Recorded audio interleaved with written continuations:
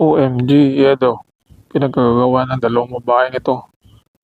Nagkagulo ang mga fans ni Edo at ni Beyonce, saan sila ay pinagkaguluhan itong si Papa Eds. Nakita natin na sa live ni Kalingap Edo na ang mga fans ay nagkagulo at pinagagawan itong si Edo. Maraming mga sinasabi at mga kwento tungkol po sa mga nangyayari. Ang tanong nila ay sino ang humawak ng kamera nang pumunta doon po sa bahay ni Nanay Rosa. Si Mariel ba talaga ang babaeng yon o beneficiary ni Edo o si Tinay? Ang iba ay nakakalata na at nakikita nila sa damit na naagip ng kamera na kalintulad dito kay Mariel. Nag-post si Mariel sa kanyang story saan tugma ang kulay ng damit dun po sa naagip na kamera. Kaya maraming hakaka at magdududa na ang nangyari dito kay Edo na si Mariel ang kasama nito dun po sa pag-vlog kay Nanay Rosa. At yung iba naman ay hindi naniniwala sa mga sitwasyon na yon. At naniniwalaan nila itong si Tinay ang kasama na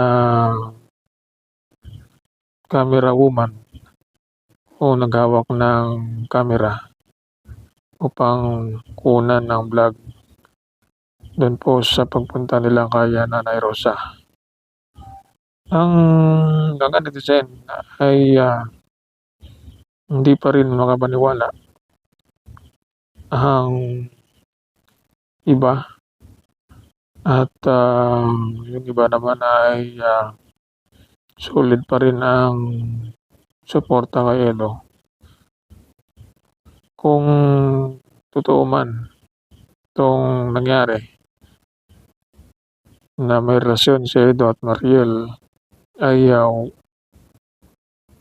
nung time na yon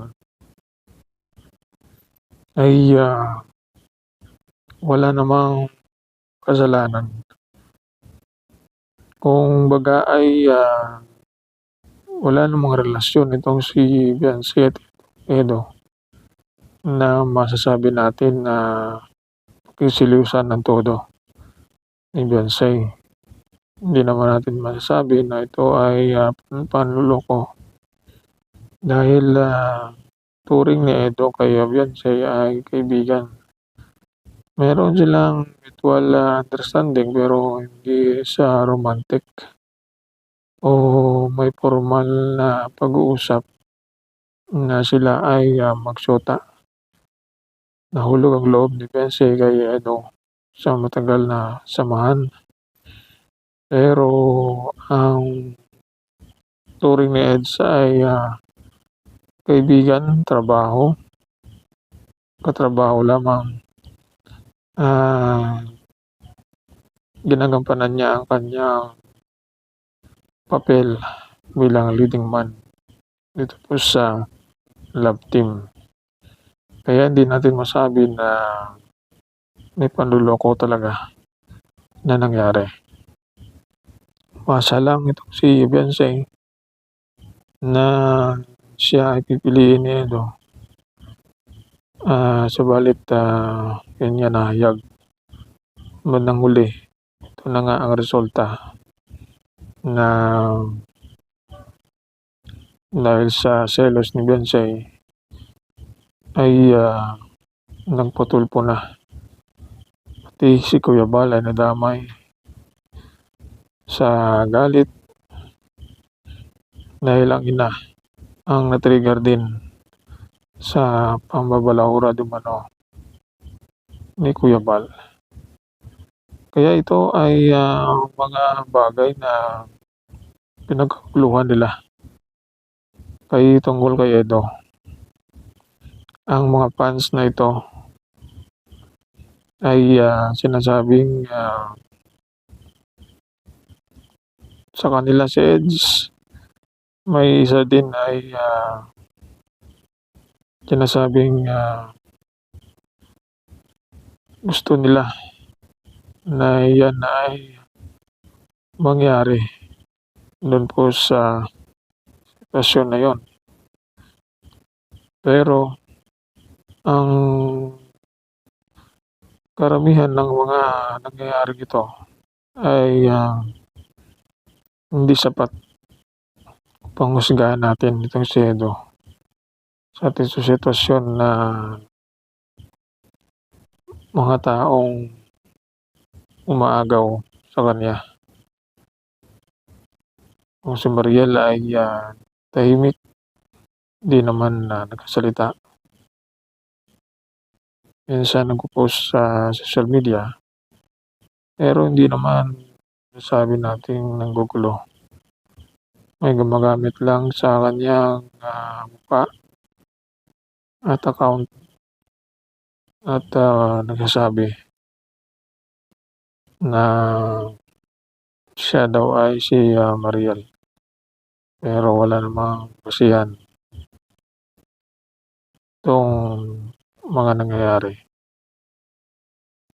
Kaya dito natin malalaman na ang sitwasyong ito ay hindi nakapagtataka kung may iba pa rin na hindi naniniwala kay Edge at dudang-duda sa mga nangyayari sa kanya.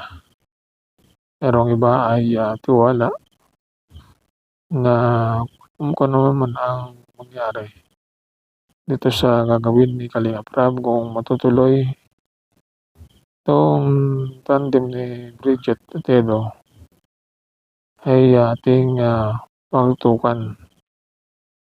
Abangan natin sa sunod nating update kung matutuloy nga itong tambalang Edo at Bridget.